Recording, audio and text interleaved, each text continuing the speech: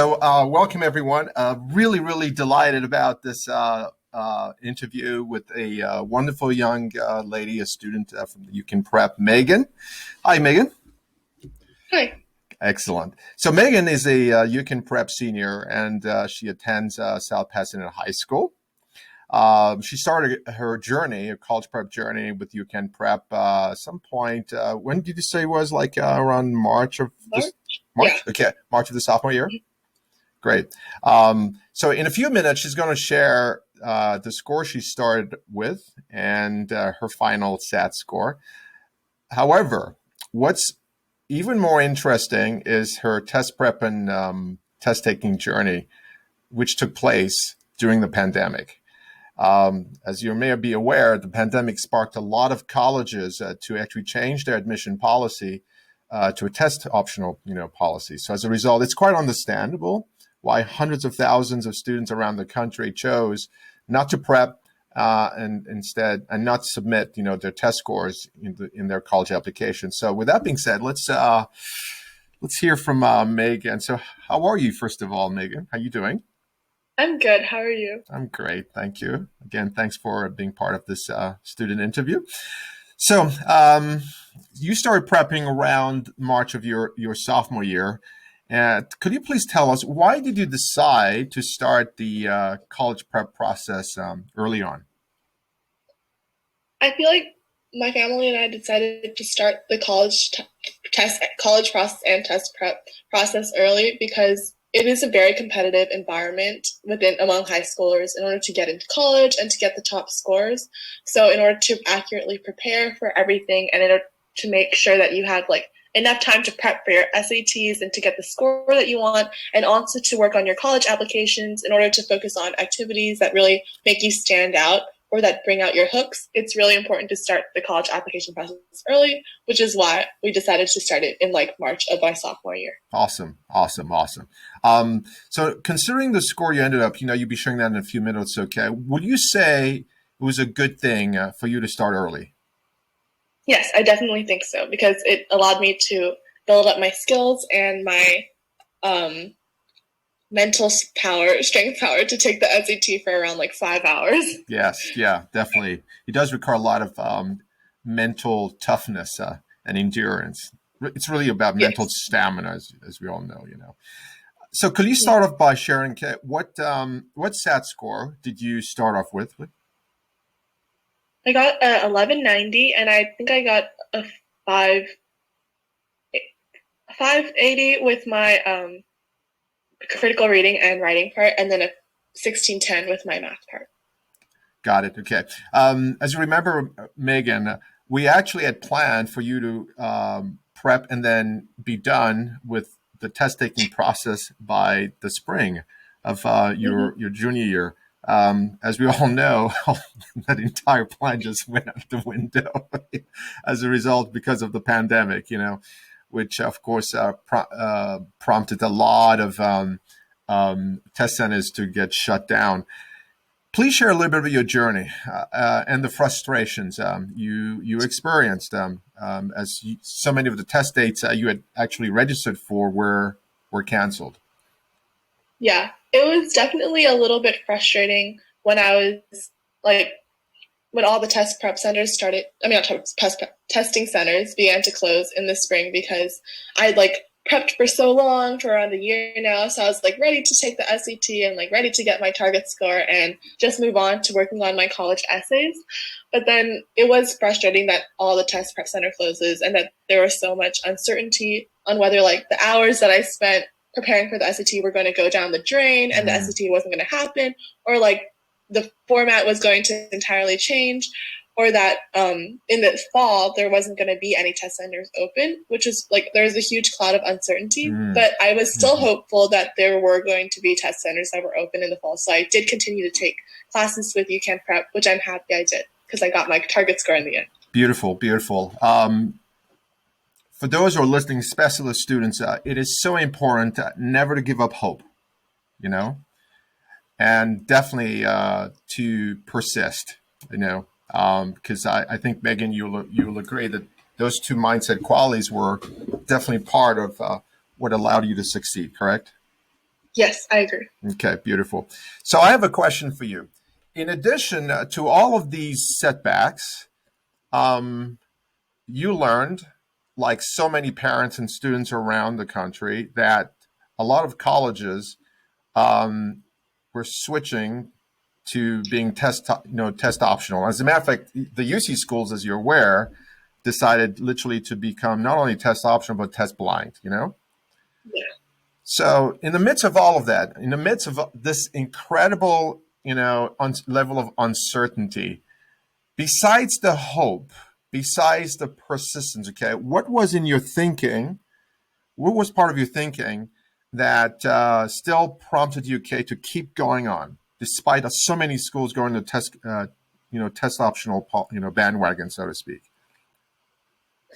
To me, um, when colleges announced that they were test optional, I didn't really view it as test optional in my mindset because I knew that so many students out there had amazing test scores, so they were still going to submit it and colleges were still going to look at it. So to me, it seemed like a disadvantage to not submit a test score because I know colleges said that like they wouldn't care if you didn't submit it, but it still gives you a leg up, especially if you are on the same caliber of another applicant and they're deciding between the two of you which one to pick. But if you have your SAT score and it's strong, then that would give you an extra boost onto the admit pile over another student who didn't submit their test score, which is why I think that's why I continue to do test prep because in my mind, test optional wasn't really an option for me. That's a great word, okay. Test optional, okay, it wasn't an option, okay. Great mindset. So this is a perfect segue. So you start with an 1190. Can you please share what score did you end up with? I got a 1510 on my SAT and I got a 750 in critical reading and a 760 in my math. That's so awesome. That is so awesome, Megan. Again, I'm so proud of you. So proud of Thank you. you. so proud of you. Um, that's a 320-point gain. That's massive. That is massive. So now, as you're aware, there's this vaccine that will be available soon. Mm-hmm. Health experts are predicting that there will not be a return to normalcy until maybe summer. You know what I'm saying? The summer of 2021, or maybe even beyond. Okay. So for a lot of those students, parents and students, especially students who are listening, okay, what words of advice would you give those students when it comes to the whole test taking, test prep process, and so forth? I think that students Especially should those who still want, continue. yeah, especially those who are seeking to achieve really competitive scores like yourself. I think students should definitely still continue to be taking test prep classes and preparing for SATs, even with the uncertainties that lie ahead, because I know a lot of colleges, they have announced test optional for the 2020 to 2021 application season, but I don't know if they did for the 2021 to 2022. So it's definitely, you shouldn't rely on the fact that they might turn test optional because you don't really know for sure and there hasn't been a lot of confirmation. So I think that in order to prepare for the worse, that it is like required that you have a test, that you should always have a strong test score to back it up. And even if it is test optional, like I said before, it would do to your advantage to submit a test score Yeah, that is strong. yeah. That's a really good point, Megan, you make, because a lot of these changes, these policy changes, are for the class of 2021, but not necessarily for the Yeah. class of 2022. And so that's still kind of like in the unknown. So what you're recommending or advising to students, and which, by the way, of course, okay, is what we recommend also, is especially for the juniors who are listening, the sophomores and the juniors, to still keep, prepping or to prep hard, Yeah. start early, and so as they can eventually get the scores they're aiming for. Yes? Definitely. Awesome. So last couple of questions. As you know, Megan, a very big component of UCAM prep is about, there are three components. One, mindset. Two, Mm-hmm. skills. Three, habits. And you need all three. Mindset, of course, has to do with confidence, hope, like you talked about, perseverance, willingness to just go the extra mile. Um, obviously the skills are necessary, which is of course what we coached you on, what I coach you on a critical reading. You've got to have that Yeah. component, okay? But you also need the habits, you know what I'm saying? There was the work ethic, the follow through. Yes. You were able to develop all three. Could you please talk to those three and how and why you feel they were very important to not only your success on the test prep, okay, but also literally, okay, in your grades in general. I mean, you've Yeah. basically had all A's, throughout high school thus far. Could you please talk to that, please? I think it's really important to develop a good work ethic and good work habits when you're trying to prepare for the SAT or school in general, because if you have that mindset that you can do it and you want to work to get your grades, then you'll always achieve them in the end. And I feel like for UCAN Prep, it's really good that we did the SAT continuously every single Saturday, because that really allowed me to strengthen my mental toughness and actually be able, because the SAT is a very mentally draining test and it's very long, especially like the critical reading section with like 5 different passages. You need to be able to sit through and read it all and make sure that you're absorbing it and not like trying to fall asleep. So I feel like that definitely helped me. UCAN Prep helped me in SAT for the that aspect, and also in my school when we're like taking multiple choice tests or a very long test. It also helped me build up my endurance and being able to sit through all those long tests. And also the skills that you gain are extremely important as well, because if you if you go into the SAT blind, let's say you're a genius, like you probably will do well, but you could do even better if you develop like the skill set and the knowledge of how the SAT actually works and how to tackle the similar problems, which I feel like is what UCAN Prep taught me. Awesome, awesome, awesome. So as you know, Megan, we initially started the coaching live in person. Mm-hmm. Yes.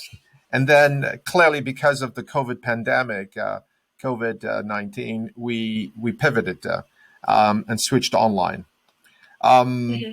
Please share your thoughts about the online group coaching process and how you feel it actually helped you to achieve your final Yeah, score.